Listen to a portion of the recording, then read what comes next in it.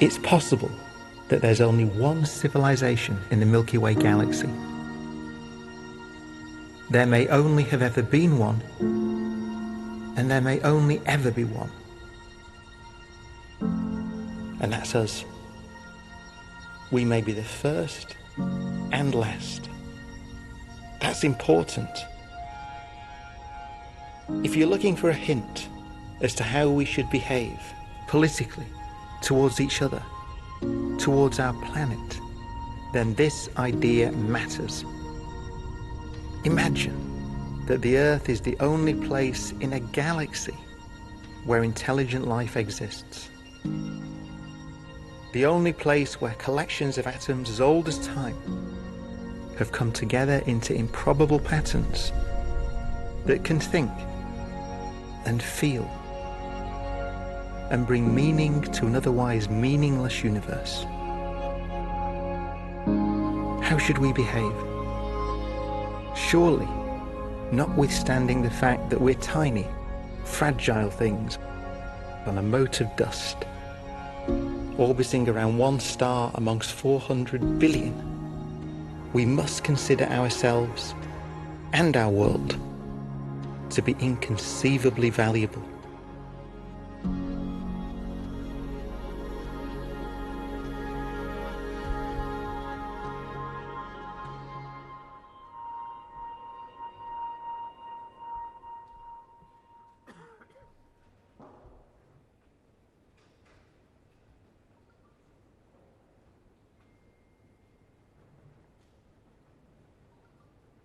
With her poem written for COP26, we are joined by writer, performer and storyteller Yersa Daly Ward.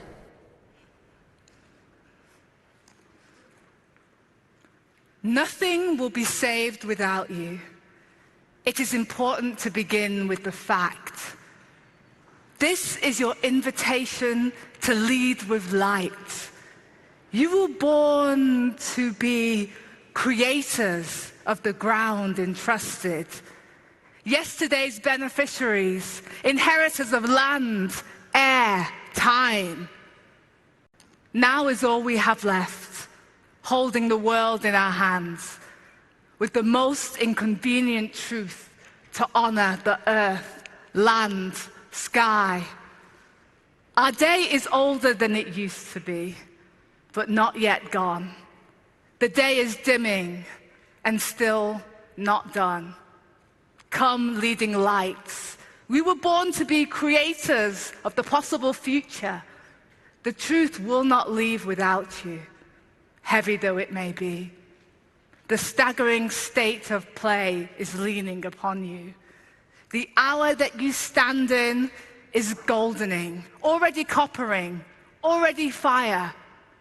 Ancestors of tomorrow, this is an intervention. Earth is talking to you today, and Earth has plenty to say. Be architects of something new, protectors of the day. Be shining final hopes, designers of chance and change. The hour is crimson, turning, turning. The hour is bruising, bluing, blue. We are human, and we owe our home. Let's pay our home dues. These are the implications, so we have to end with the facts. Anything less than your best is too much to pay. Anything later than now is too little, too late. Nothing will change without you.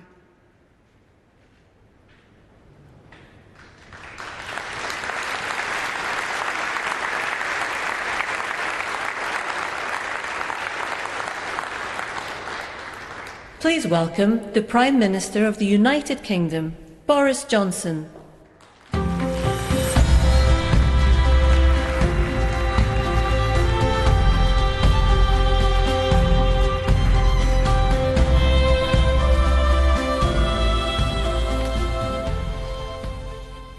Good afternoon, everybody.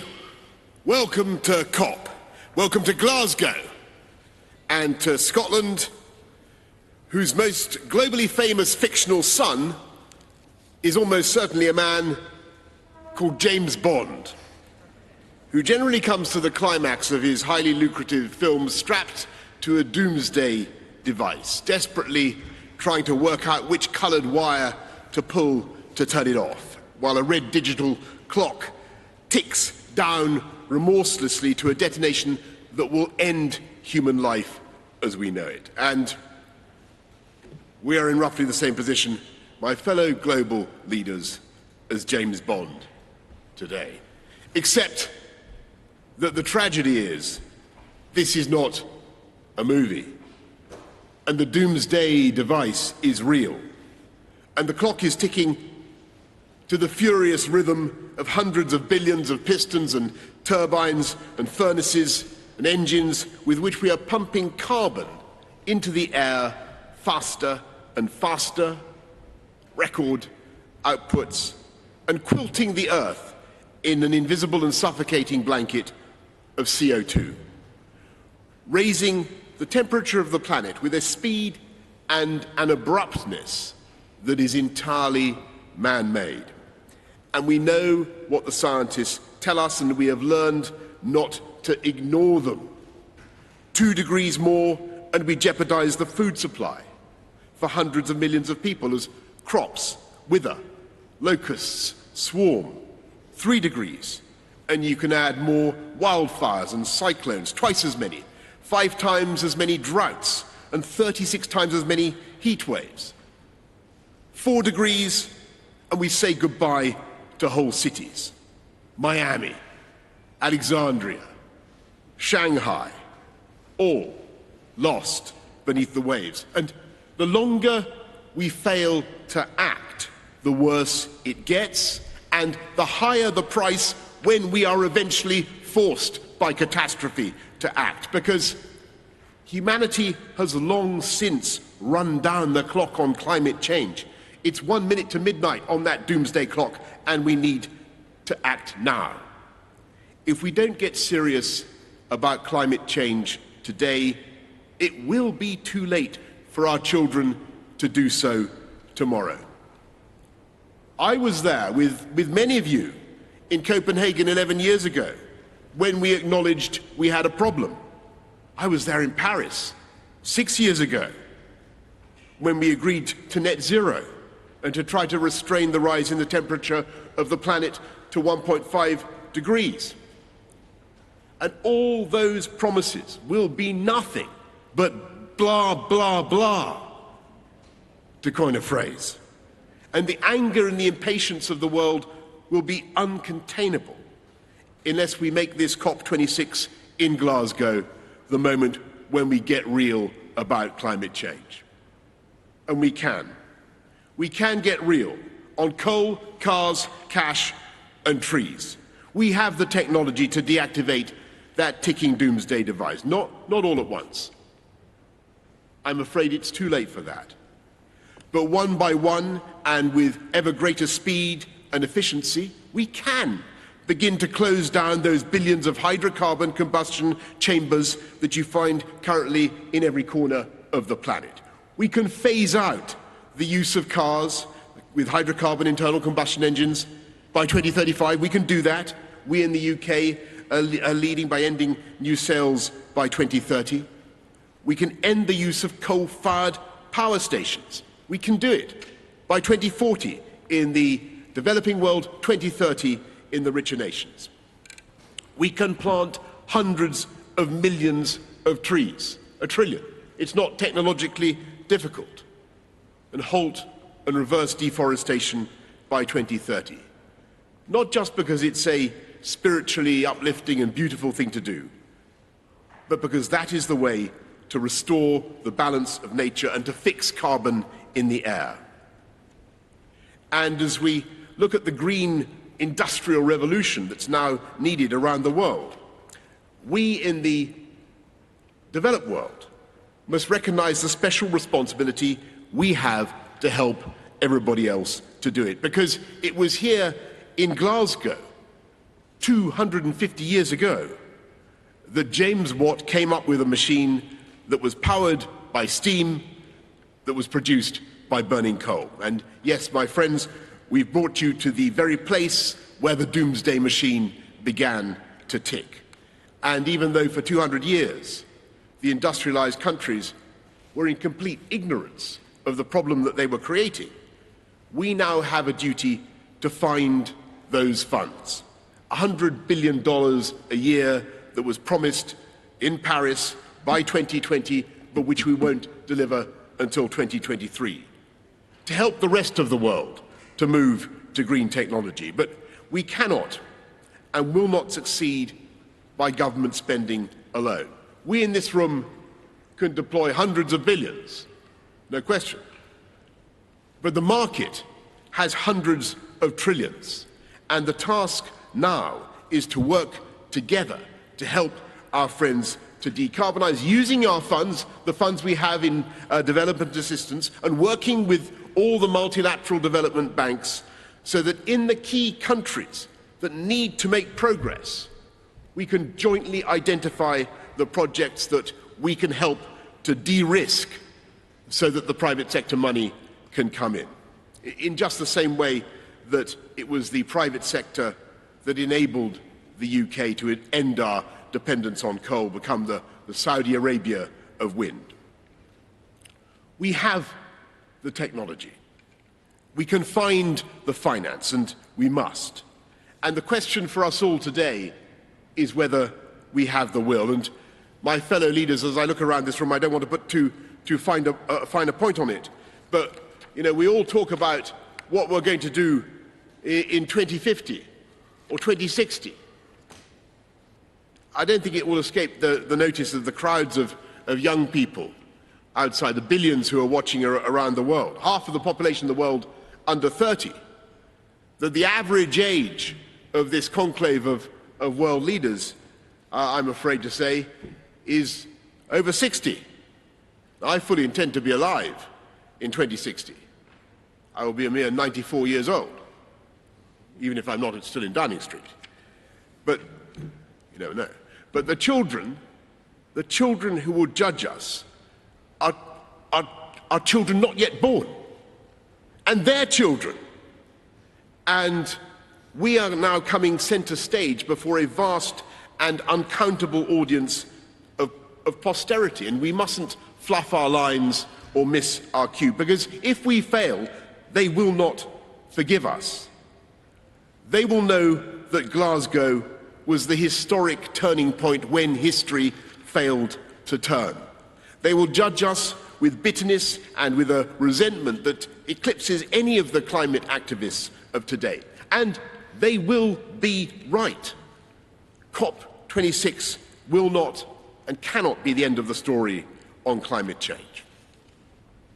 Even if this conference ends with binding global commitments for game-changing, real-world action, 2 weeks from now, smokestacks will still belch in industrial heartlands. Cows will still belch in their pastures, even if some brilliant Kiwi scientists are teaching them how to be more polite. Cars, powered by petrol and diesel, will still choke congested roads in the world's great cities. No one conference could ever change that.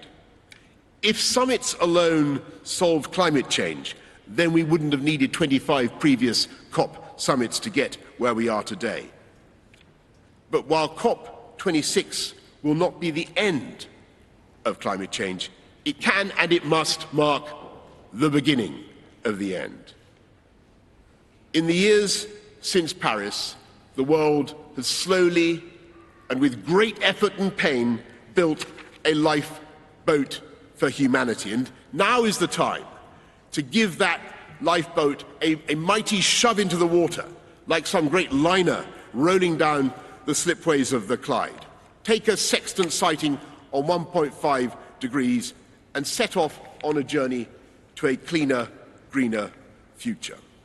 So let us therefore, in the next days, devote ourselves to this extraordinary task, so that we not only continue with a programme that is of green industrial revolution that is already creating millions of high-wage, high-skilled jobs in power and technology, taking our economies forward, let us also do enough to save our planet and our way of life.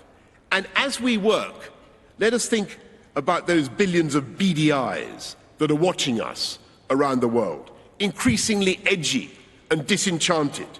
And let us think of the billions more of the unborn, whose anger will be all the greater if we fail. We cannot let them down. We have the ideas, we have the technology, we have the bankers, we have the corporations and the NGOs, we have the interpreters, we have the meeting rooms. If all else fails, we have the unbeatable hospitality and refreshment of Glasgow. We may not feel much like James Bond, not all of us necessarily look like James Bond, but we have the opportunity and we have the duty to make this summit the moment when humanity finally began, and I stress began, to defuse that bomb.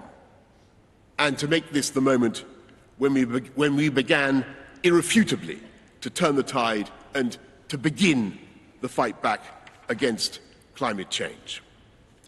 Yes, it's going to be hard, but yes, we can do it.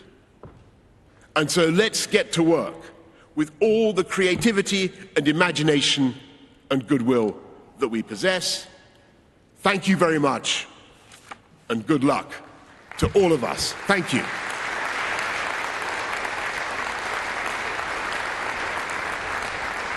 Bringing voices from Earth into COP26, please welcome climate campaigner Brianna Fruin.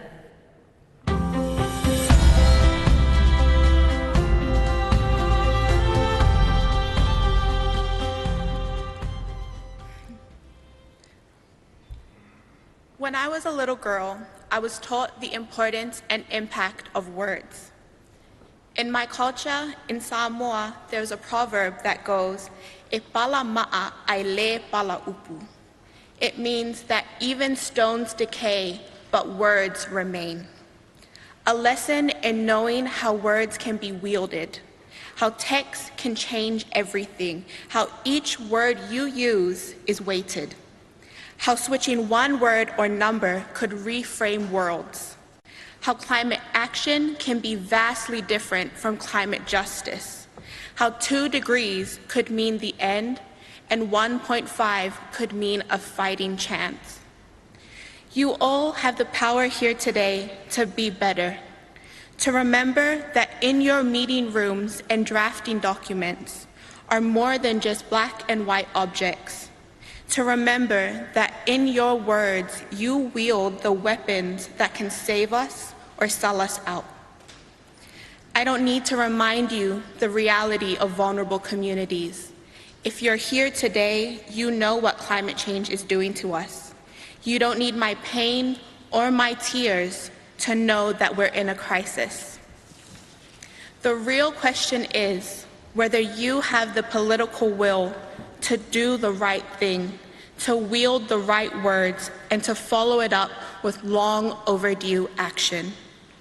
If you're looking for inspiration on this, look no further than the climate leadership of young Pacific people. We are not just victims to this crisis. We have been resilient beacons of hope. Pacific youth have rallied behind the cry, "We are not drowning, we are fighting." This is our warrior cry to the world. We are not drowning, we are fighting. This is my message from Earth to COP. I hope you remember my words today and look closely at your words as you go throughout COP, because e pala ma'a ai le pala upu. Thank you.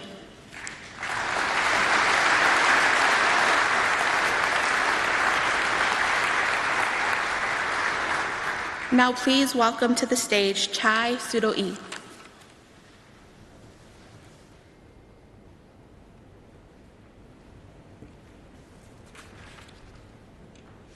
My name is Chai Surui.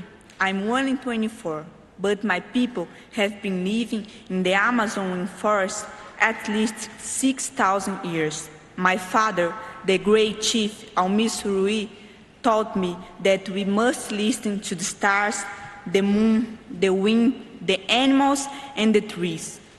Today, the climate is warming, the animals are disappearing, the rivers are dying, and our plants don't flower like they did before. The earth is speaking. She tells us that we have no more time. A friend asked me, will we continue to think that today's injuries can be resolved with ointments and painkillers, even though we know that tomorrow our wounds will only run deeper? We need a different path, and with bold and global changes. It's not 2030 or 2050, it's now. While you are closing your eyes to reality, the land defender Ariel Wewawau, my friend since I was a kid, was murdered for protecting the forest. Indigenous peoples are in the front line of the climate emergency, and we must be at the center of the decisions happening here. The lies and fake promise. Let us end the pollution of hollow words, and let us fight for a livable future and present. It's always necessary to believe the dream is possible. May our utopia be a future on earth. Thank you. Please welcome the Secretary General of the United Nations, Antonio Guterres.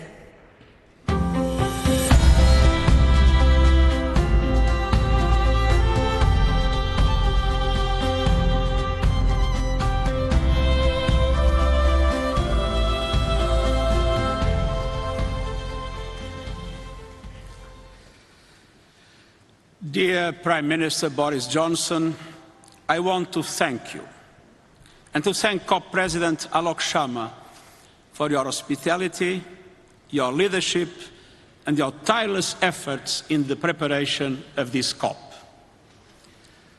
Your Royal Highnesses, Excellencies, ladies and gentlemen, the 6 years since the Paris Climate Agreement have been the 6 hottest years on record. Our addiction to fossil fuels is pushing humanity to the brink. We face a stark choice. Either we stop it or it stops us. And it's time to say enough. Enough of brutalizing biodiversity. Enough of killing ourselves with carbon. Enough of treating nature like a toilet. Enough of burning and drilling and mining our way deeper. We are digging our own graves. Our planet is changing before our eyes, from the ocean depths to mountain tops, from melting glaciers to relentless extreme weather events. Sea level rise is double the rate it was 30 years ago. Oceans are hotter than ever and getting warmer faster. Parts of the Amazon rainforest now emit more carbon than they absorb. Recent climate action announcements might give the impression that we are on track to turn things around.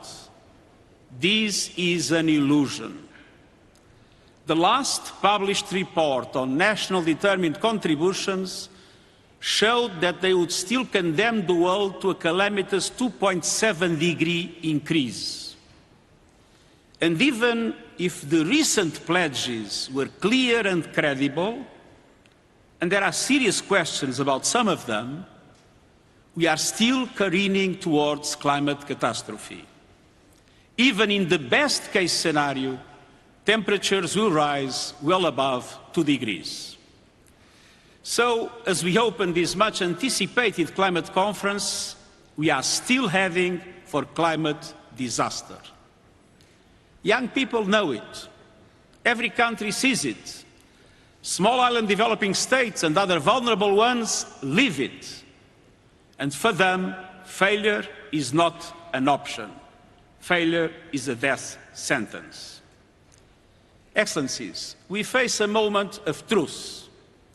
We are fast approaching tipping points that will trigger escalating feedback loops of global heating. But investing in the net zero climate resilient economy will create feedback loops of its own, virtuous circles of sustainable growth, jobs and opportunity. We have progress to build upon. A number of countries have made credible commitments to net zero emissions by mid-century. Many have pulled the plug on international financing of coal. Over 700 cities are leading the way to carbon neutrality, and the private sector is waking up. The Net Zero Asset Owners Alliance, the gold standard for credible commitments and transparent targets, is managing $10 trillion in assets and catalyzing change across industries. The Climate Action Army, led by young people, is unstoppable. They are larger, they are louder, and I assure you they are not going away, and I stand with them. Excellencies, the science is clear. We know what to do. First, we must keep the goal of 1.5 degrees Celsius alive. This requires greater ambition on mitigation and the immediate concrete action to reduce global emissions by 45% by 2030. G20 countries have a particular responsibility as they represent around 80% of emissions. According to the principle of common but differentiated responsibilities, in light of national circumstances, developed countries must lead the effort. But emerging economies too must go the extra mile, as their contribution is essential for the effective reduction of emissions. We need maximum ambition from all countries on all fronts to make Glasgow a success. I urge developed countries and the emerging economies to build coalitions to create the financial and technological conditions to accelerate the decarbonization of the economy as well as the phase-out of coal. These coalitions are meant to support the large emitters that face more difficulties in the transition from grey to green, for them to be able to do it. Let's have no illusions. If commitments fall short by the end of this COP, countries must revisit their national climate plans and policies, not every 5 years, every year, every moment, until keeping to 1.5 degrees is assured, until subsidies to fossil fuels end, until there is a price on carbon, until coal is phased out. But we also need greater clarity. There is a deficit of credibility and a surplus of confusion over emissions reductions and net zero targets with different meanings and different metrics. That is why, beyond the mechanisms already established in the Paris Agreement, I'm announcing today that we'll establish a group of experts to propose clear standards to measure and analyze net zero commitments from non-state actors. Second, we must do more to protect vulnerable communities from the clear and present dangers of climate change. Over the last decade, nearly 4 billion people suffered climate-related disasters. That devastation will only grow. But adaptation works. Early warning systems save lives. Climate-smart agriculture and infrastructure save jobs. And all donors must allocate half their climate finance to adaptation. And public and multilateral development banks should start as soon as possible. Third, this COP must be a moment of solidarity. The $100 billion a year climate finance commitment in support of developing countries must become a 100 billion climate finance reality. And this is critical to restoring trust and credibility. I welcome the efforts led by Canada and Germany to help us get there, It is an important first step, but it delays the largest support for years, and it doesn't give clear guarantees. And beyond 100 billion, developing countries need far greater resources to fight COVID-19, to build resilience and pursue sustainable development. Those suffering the most, namely least developed countries and small island developing states, need urgent funding, more public climate finance, more overseas development aid, more grants, easier access to funding. And multilateral development banks must work much more seriously at mobilizing greater investment through blended and private finance. Excellencies, the sirens are sounding. Our planet is talking to us and telling us something. And so are people everywhere. Climate action tops the list of people's concerns across countries, age, and gender. We must listen, and we must act, and we must choose wisely. On behalf of these and future generations, I urge you, choose ambition, choose solidarity, choose to safeguard our future and save humanity, and I thank you.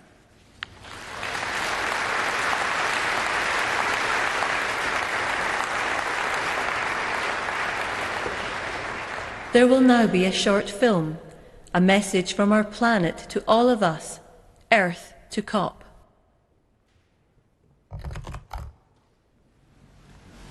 Commuter chaos this morning and delays for the day as high levels of water brought services to a standstill. The Met Office says we should be braced for more of this. Forget summer, they say. It's going to...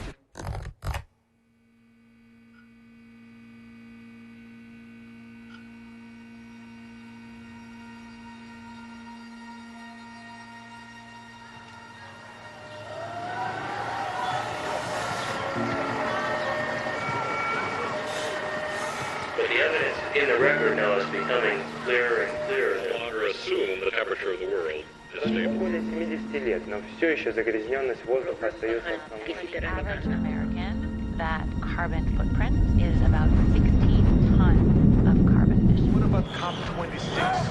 What is COP? The potential threats to the surrounding natural environment. You can see the ocean becoming the UN is calling the world's first climate change fountain.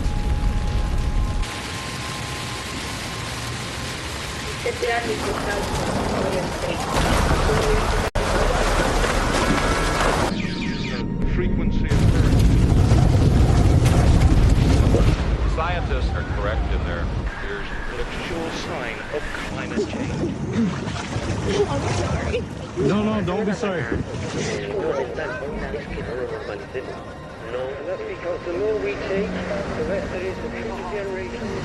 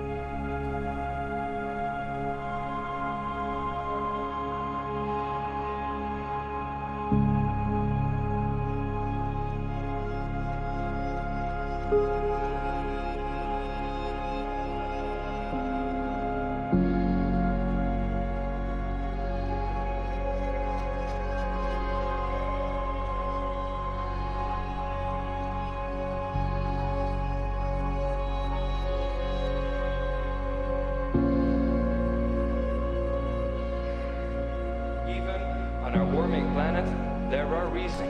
Global warming.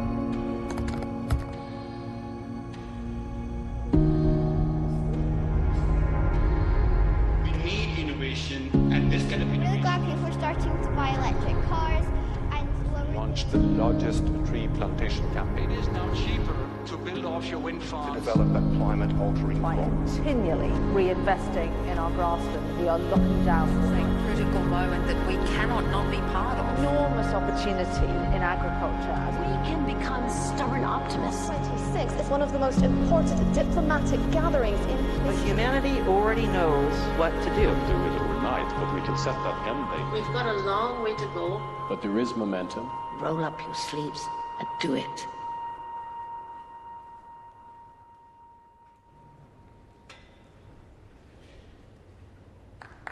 Your Royal Highnesses, Your Excellencies, Lords, Ladies and Gentlemen, please welcome His Royal Highness, the Prince of Wales.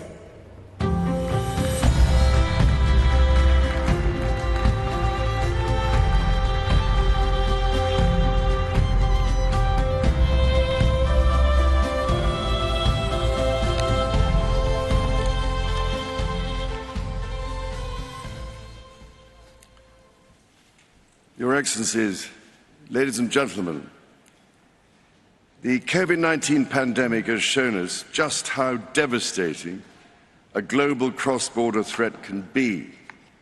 Climate change and biodiversity loss are no different. In fact, they pose an even greater existential threat, to the extent that we have to put ourselves on what might be called a warlike footing. Having myself had the opportunity of consulting many of you over these past 18 months, I know you all carry a heavy burden on your shoulders, and you do not need me to tell you that the eyes and hopes of the world are upon you, to act with all dispatch and decisively, because time has quite literally run out. The recent IPCC report gave us a clear diagnosis of the scale of the problem. We know what we must do. With a growing global population creating ever-increasing demand on the planet's finite resources, we have to reduce emissions urgently and take action to tackle the carbon already in the atmosphere, including from coal-fired power stations. Putting a value on carbon, thus making carbon capture solutions more economical, is therefore absolutely critical. Similarly, after billions of years of evolution, nature is our best teacher. In this regard, restoring natural capital, accelerating nature-based solutions, and leveraging the circular bioeconomy will be vital to our efforts. As we tackle this crisis, our efforts cannot be a series of independent initiatives running in parallel. The scale and scope of the threat we face call for a global systems-level solution based on radically transforming our current fossil fuel-based economy to one that is genuinely renewable and sustainable. So, ladies and gentlemen, my plea today is for countries to come together to create the environment that enables every sector of industry to take the action required. We know this will take trillions, not billions of dollars.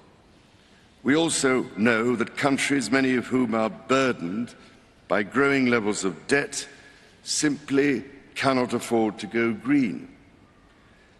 Here we need a vast military-style campaign to marshal the strength of the global private sector. With trillions at its disposal, far beyond global GDP, and with the greatest respect, beyond even the governments of the world's leaders, it offers the only real prospect of achieving fundamental economic transition. So, how do we do it? First, how do we get the private sector all pulling in the same direction? After nearly 2 years now of consultation, CEOs have told me that we need to bring together global industries to map out, in very practical terms, what it will take to make the transition. We know from the pandemic that the private sector can speed up timelines dramatically when everyone agrees on the urgency and the direction. So each sector needs a clear strategy to speed up the process of getting innovations to market. Second, who pays and how? We need to align private investment behind these industry strategies to help finance the transition efforts, which means building the confidence of investors so that the financial risk is reduced. Crucially, investment is needed to help transition from coal to clean energy. If we can develop a pipeline of many more sustainable and bankable projects at a sufficient scale, it will attract greater investment. Third, which switches do we flick to enable these objectives? More than 300 of the world's leading CEOs and institutional investors have told me that alongside the promises countries have made, their nationally determined contributions, they need clear market signals, agreed globally, so that they have the confidence to invest without the goalposts suddenly moving. This is the framework I've offered in the Terracotta Roadmap, created by my Sustainable Markets Initiative, with nearly 100 specific actions for acceleration. Together, we are working to drive trillions of dollars in support of transition across 10 of the most emitting and polluting industries. They include energy, agriculture, transportation, health systems, and fashion. The reality of today's global supply chains means that industry transition will affect every country and every producer in the world.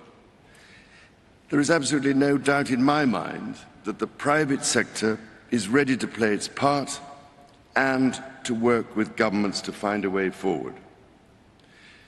Your Excellencies, ladies and gentlemen, many of your countries, I know, are already feeling the devastating impact of climate change through ever-increasing droughts, mudslides, floods, hurricanes, cyclones and wildfires, as we've just seen on that terrifying film. Any leader who has had to confront such life-threatening challenges knows that the cost of inaction is far greater than the cost of prevention.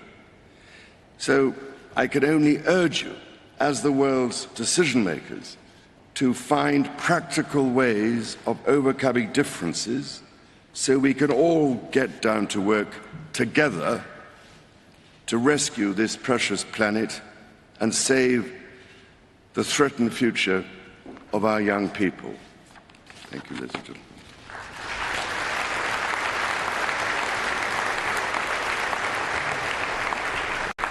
Please welcome the COP26 People's Advocate, who has dedicated his lifetime to highlighting the beauty of the natural world, Sir David Attenborough.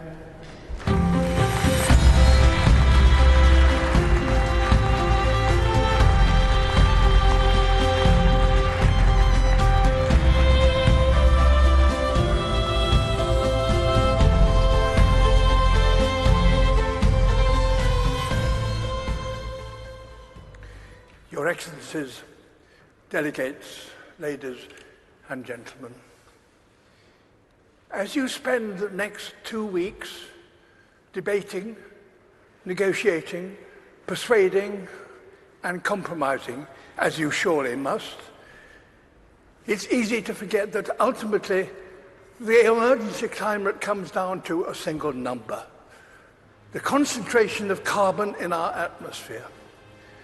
The measure that greatly determines global temperature. And the changes in that one number is the clearest way to chart our own story, for it defines our relationship with our world.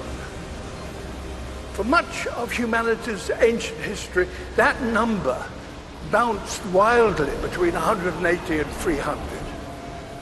And so too did global temperatures. It was a brutal and unpredictable world. At times, our ancestors existed only in tiny numbers. But just over 10,000 years ago, that number suddenly stabilized. And with it, Earth's climate. We found ourselves in an unusually benign period, with predictable seasons and reliable weather. For the first time, civilization was possible, and we wasted no time in taking advantage of that. Everything we've achieved in the last 10,000 years was enabled by the stability during this time. The global temperature has not wavered over this period by more than plus or minus 1 degree Celsius. Until now.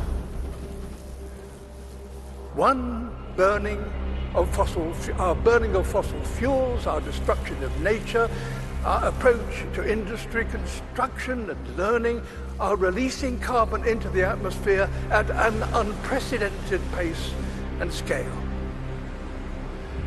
We are already in trouble. The stability we all depend on is breaking. This story is one of inequality as well as instability. Today, those who've done the least to cause this problem are being the hardest hit. Ultimately, all of us will feel the impact, some of which are now unavoidable.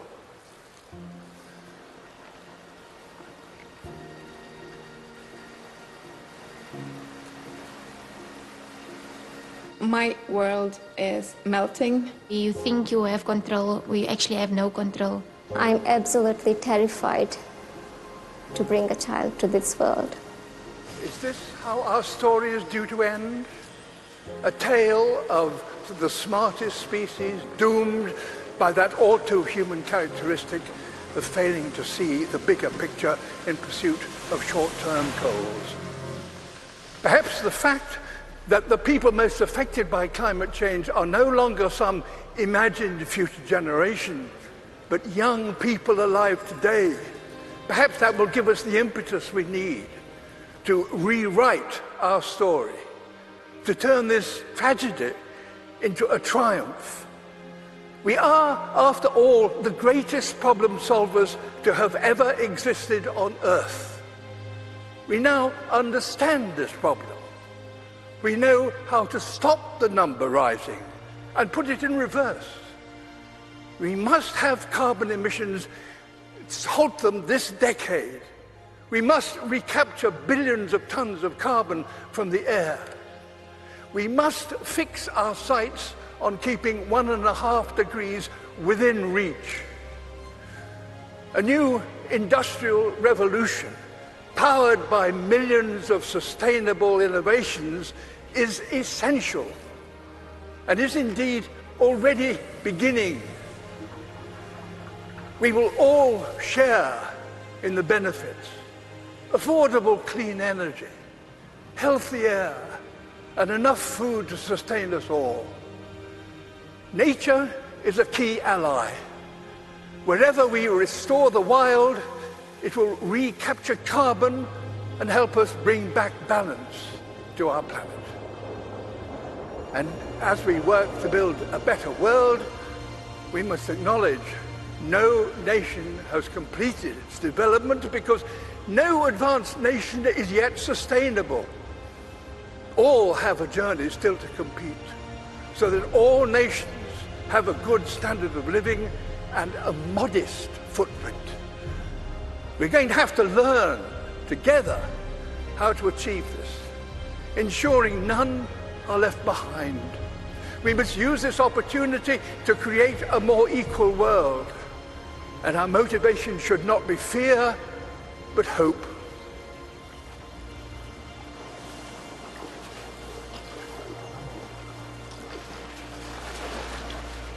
Can we fix climate problem in one generation? My answer would be yes, we have to. We need to not just to talk about what we can do, but to do what we can. This is a challenge that we should try to solve in a quick way with a long-term vision. It comes down to this. The people alive now are the generation to come, will look at this conference and consider one thing. Did that number stop rising and start to drop as a result of commitments made here? There's every reason to believe that the answer can be yes. If working apart, we are force powerful enough to destabilize our planet, surely working together, we are powerful enough to save it. In my lifetime, I've witnessed a terrible decline. In yours, you could and should witness a wonderful recovery. That desperate hope, ladies and gentlemen, delegates, excellency, is why the world is looking to you and why you are here. Thank you.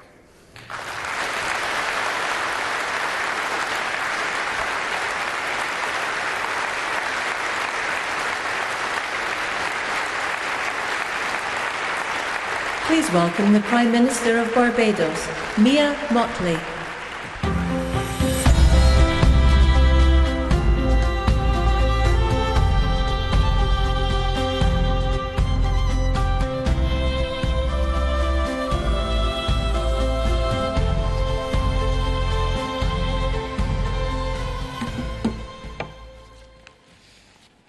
Your Royal Highness, Excellencies, distinguished guests, ladies and gentlemen, the pandemic has taught us that national solutions to global problems do not work. We come to Glasgow with global ambition to save our people and to save our planet, but we now find three gaps. On mitigation, climate pledges or NDCs. Without more, we will leave the world on a pathway to 2.7 degrees, and with more, we are still likely to get to 2 degrees. These commitments made by some are based on technologies yet to be developed, and this is at best reckless and at worst dangerous. On finance, we are $20 billion short of the $100 billion, and this commitment, even then, might only be met in 2023. On adaptation finance remains only at 25%, not the 50-50 split that was promised nor needed given the warming that is already taking place on this earth. Climate finance to frontline small island developing states declined by 25% in 2019. Failure to provide the critical finance and that of loss and damage is measured, my friends, in lives and livelihoods in our communities. This is immoral and it is unjust. If Glasgow is to deliver on the promises of Paris, it must close these three gaps. So I ask to you, what must we say to our people living on the front line in the Caribbean, in Africa, in Latin America, in the Pacific, when both ambition and regrettably some of the needed faces at Glasgow are not present? What excuse should we give for the failure? In the words of that Caribbean icon Eddie Grant, will they mourn us on the front line? When will we, as world leaders across the world, address the pressing issues that are truly causing our people angst and worry, whether it is climate or whether it is vaccines? Simply put, when will leaders lead? Our people are watching, and our people are taking note. And are we really going to leave Scotland without the resolve and the ambition that is sorely needed to save lives and to save our planet? How many more voices and how many more pictures of people must we see on these screens without being able to move? Or are we so blinded and hardened that we can no longer appreciate the cries of humanity? I have been saying to Barbadians for many years that many hands make light work. Today, we need the correct mix of voices, ambition, and action. Do some leaders in this world believe that they can survive and thrive on their own? Have they not learned from the pandemic?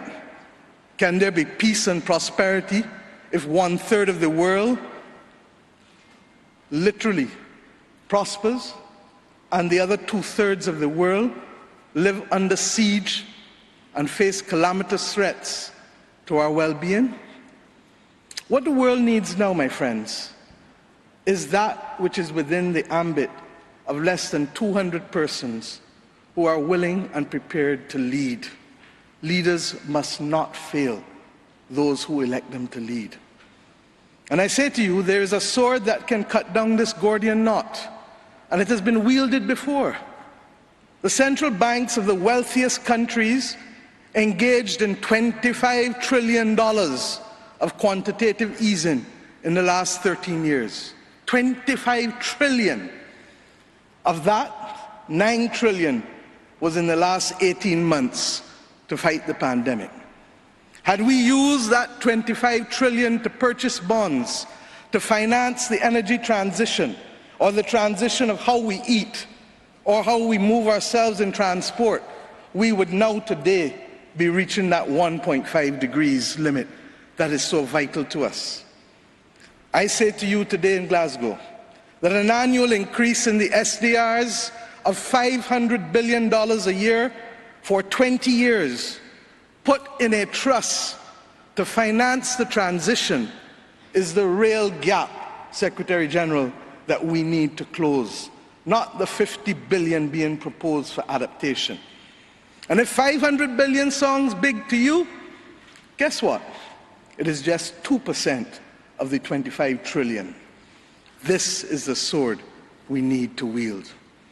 Our excitement 1 hour into this event is far less than it was 6 months ago leading up to this event.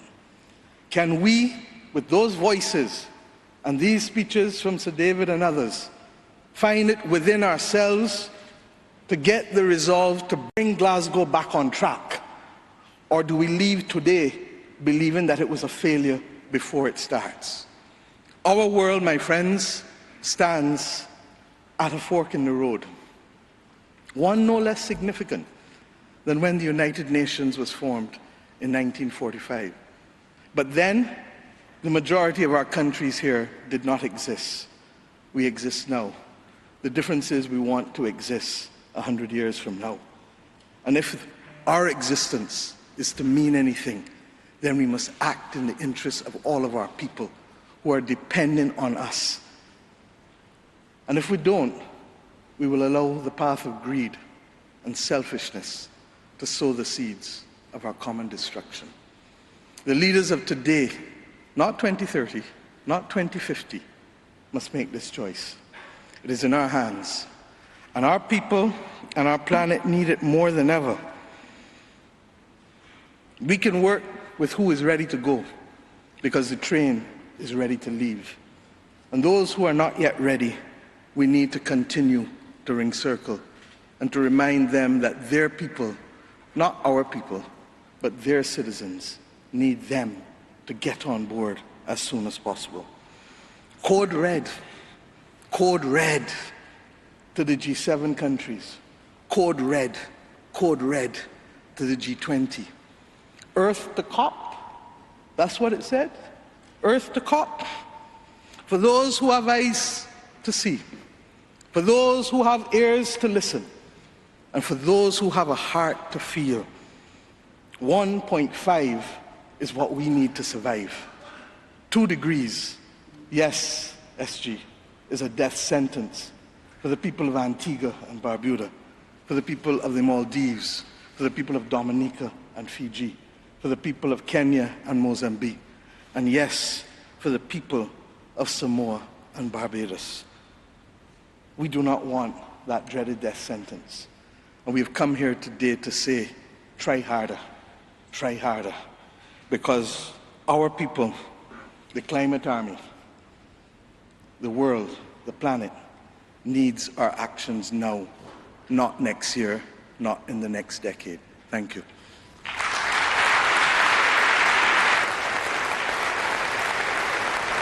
Bringing their message from their countries to COP, we will now hear from climate campaigners in Chile and Egypt.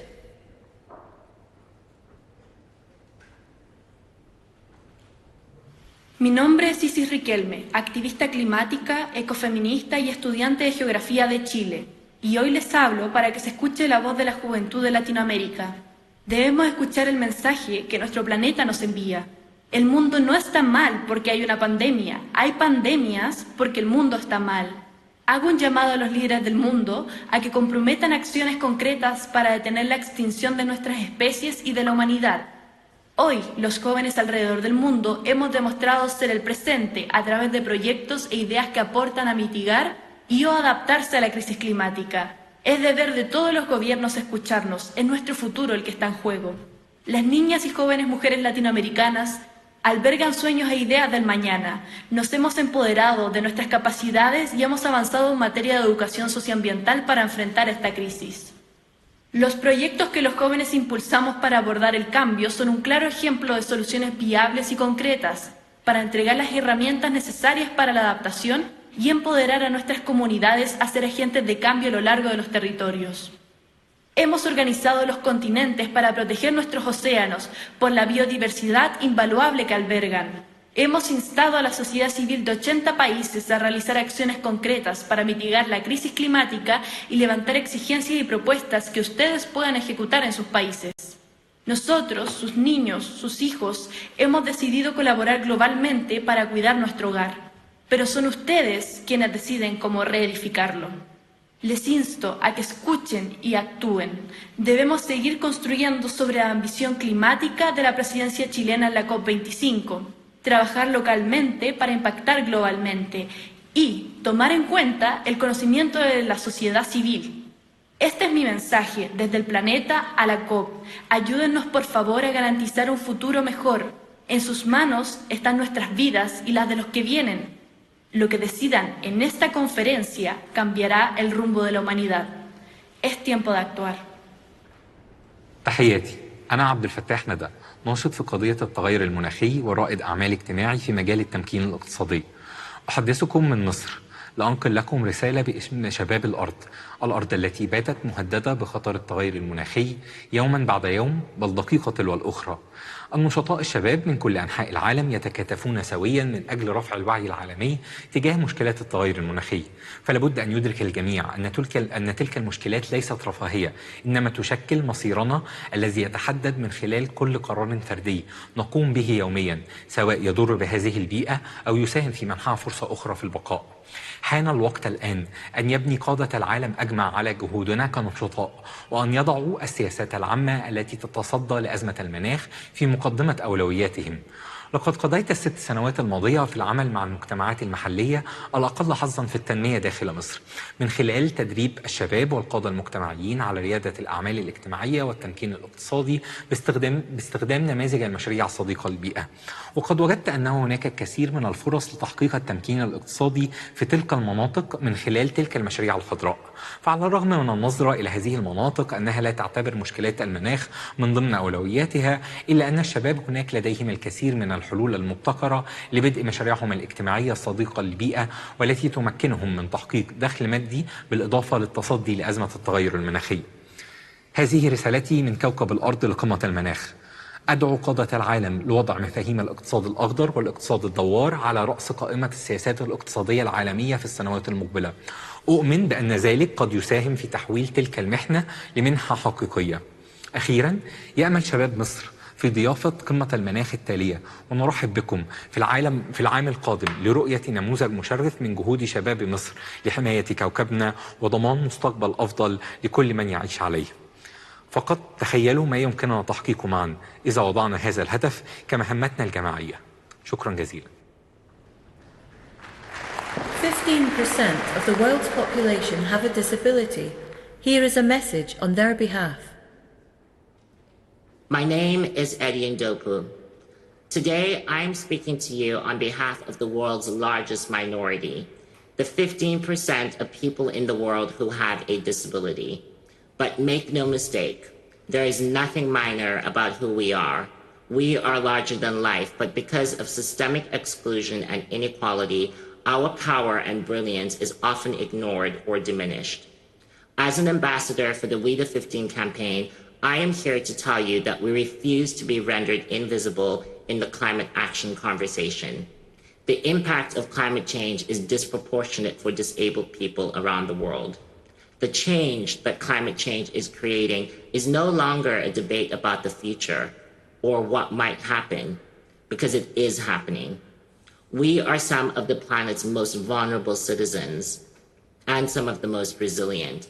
But Earth is equally vulnerable, and its resilience is not without limits. We are dangerously close to reaching those limits. In my home in South Africa, I see the impact of climate change on our communities, on our economy, on our ability to grow food, and even to survive. I see a generation growing up with fear in their hearts at what the future holds. On behalf of everyone, disabled and non-disabled all around the world, I call on you to commit to concrete actions to stop the destruction of this magnificent planet. This conference is one of the most important meetings in history. You have the chance to make decisions and reach agreements which will affect the lives of generations to come. You are in a position of extraordinary power. You can change forever the trajectory we are on.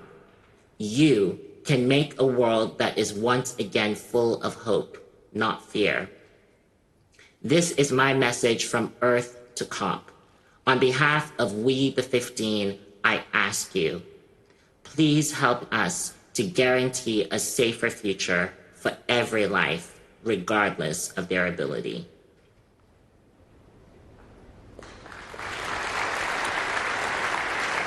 Please welcome the Prime Minister of Italy, Mario Draghi.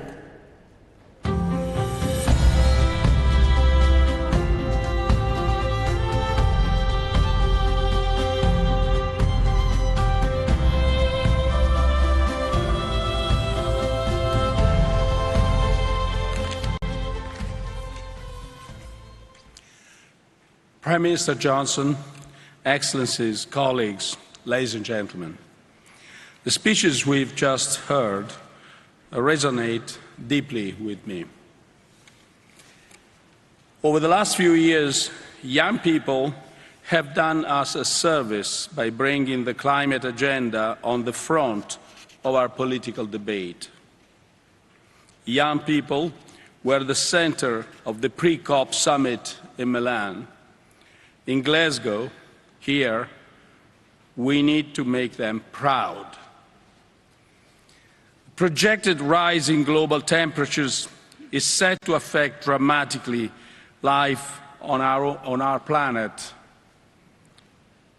From catastrophic fires and floods we've seen now, to the bleaching of coral reefs, to the loss of biodiversity, the impact of climate change is already all too evident. Its price also rising fast, especially for the poorer nations. The cost of disruptions for households and companies in low and middle-income countries amounts to a staggering $390 billion a year. Climate change also has serious repercussions on global peace and security. It can deplete natural resources and worsen social tensions, lead to new migration flows, and contribute to terrorism and organized crime. Climate change can tear us apart. Thanks to the constant dialogue and cooperation, we made good progress on addressing climate change.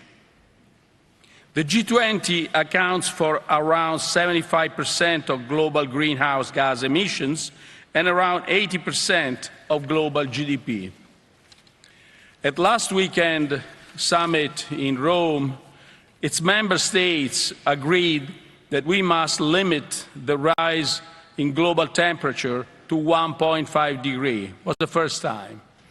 And committed to achieve net zero emissions by or around mid-century. We decided to step up our actions starting from this decade. enhance our nationally determined contributions, and stop the international public funding of unabated new coal by the end of this year. Here, at the COP26, we must now go further than we did at G20. We need to speed up our commitment to keep the rise in temperatures below 1.5 degrees. We need to build on the G20 agreement and act faster and more decisively. We must strengthen our efforts in the realm of climate finance. We must bring together the public and the private sector in new ways. We had a roadmap just made by Prince Charles. Prime Minister Johnson highlighted the amount of private money available. It's tens of trillions. But now we've got to use them. Now we have to find an intelligent way to spend them and spend them quickly. We need, first and foremost, that all multilateral development banks, and especially the World Bank, co-share with the private sector risks that the private sector alone cannot bear. We need country-based platforms where the World Bank and other banks, multilateral development banks, can actually co-share and make all this money usable to a good effort. This is the first, in a sense, great news that Prime Minister Johnson gave us today. That money is not a concern if we want to use it well. This COP26 must be the start of a new momentum, a quantum leap in our fight against climate change. And our youth must be at the center of this process. We intend to turn the Youth for Climate event we held in Milan into a regular feature of all COPs. Future generations will judge us for what we achieve or fail to achieve. We must involve them, listen to them, and above all, learn from them. Thank you.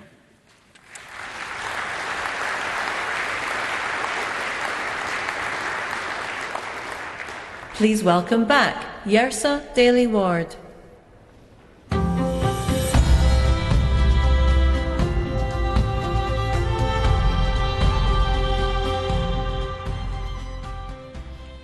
On Earth Day 2021, a competition was launched to give young people across the UK the opportunity to bring their voice to COP26.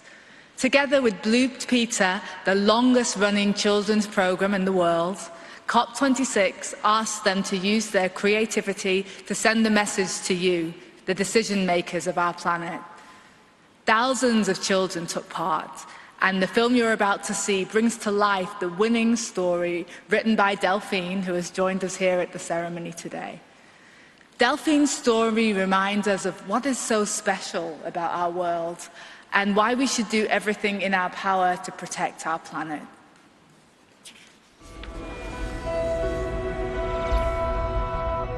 Delphine was a girl born in 2099. One day, her gran gave her a book, heavy with a spine. There were photographs of creatures she'd never ever seen. What are they, Gran, these animals? What does this all mean? Gran sighed. Many years ago, they roamed the earth and seas. But we bulldozed their homes and burnt down their trees. We put plastic in their oceans and greenhouse gases in the sky. But why did you let them, Gran? Why? Oh, why? Oh, why? I was just a child, she said. I shouted, no one took heed. Businessmen wanted money. It was nothing more than greed. That night, Delphine read on, and her eyes grew bigger and wider. And when she fell asleep, the creatures came to life inside her. A giant cat with golden stripes and glowing orange eyes. A candy floss pink bird taking off across the skies. A funny little lizard with color-changing skin. Some speedy silver fish with spikes upon their fins. When the sun came up, the menagerie faded away, and Delphine's heart felt heavy in the cold grey light of day. Do you recognize them, dear readers of this tale? In 2021, they're not figments for girls' imagination. We must protect them where we can for future generations.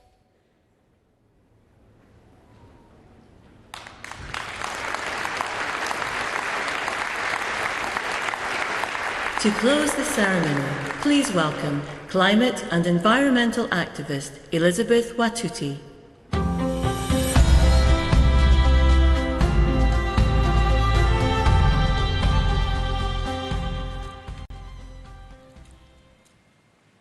My name is Elizabeth Pathuti. I am a youth climate activist from Kenya. I have done a lot of soul-searching about what to say here today. I have asked myself over and over what words might move you. And then I realized that making my 4 minutes count does not rest solely on me. My truth will only land if you have the grace to fully listen. My story will only move you if you can open up your heart.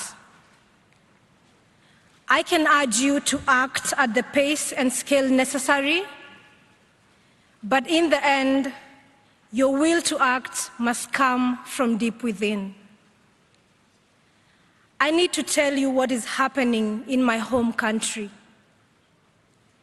Right now, as we sit comfortably here in this conference center in Glasgow, over 2 million of my fellow Kenyans are facing climate-related starvation. In this past year, both of our rainy seasons have failed, and scientists say that it may be another 12 months before the waters return again. Meanwhile, our rivers are running dry, our harvests are failing, our storehouses stand empty, our animals and people are dying. I have seen with my own eyes 3 young children crying at the side of a dried-up river after walking 12 miles with their mother to find water. Please open your hearts. This is not only happening in Kenya.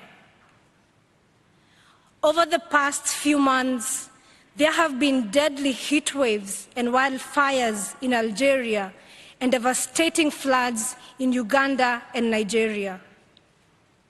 And there is more still to come. By 2025, in just 4 years' time, half of the world's population will be facing water scarcity. And by the time I'm 50, the climate crisis will have displaced 86 million people in sub-Saharan Africa alone. I would like you to join me in holding a moment of compassionate silence for the billions of people who are not here with us today, whose stories are not being heard, and whose suffering is not being felt.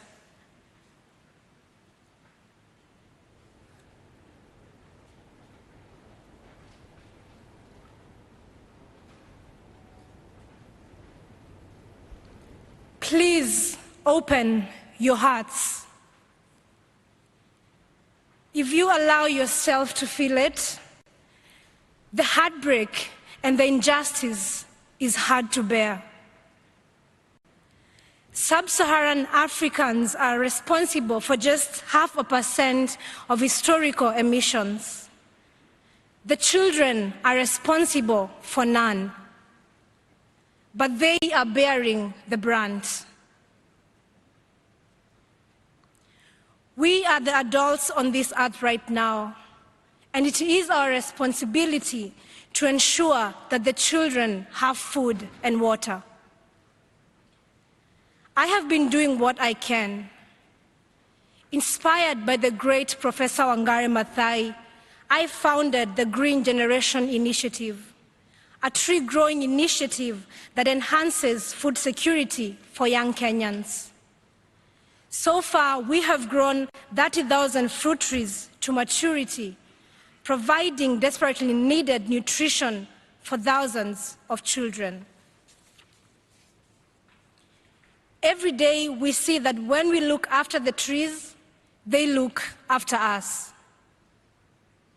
But these trees and the life-saving fruit they bear will not survive on a 2.7 degrees Celsius warmer planet. The decisions you make here will help determine whether the rains will return to our land. The decisions you make here will help determine whether the fruit trees we plant will live or perish. The decisions you make here will help determine whether children will have food and water. I believe in our human capacity to care deeply and to act collectively. I believe in our ability to do what is right if we let ourselves feel it in our hearts. So for these next 2 weeks, let us feel it in our hearts. The children cannot live on words and empty promises. They are waiting for you to act.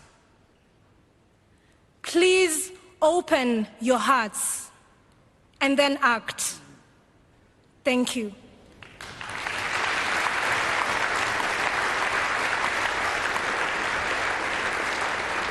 You have heard Earth's impassioned message to you all. Earth is calling for action this day. This has been Earth to COP.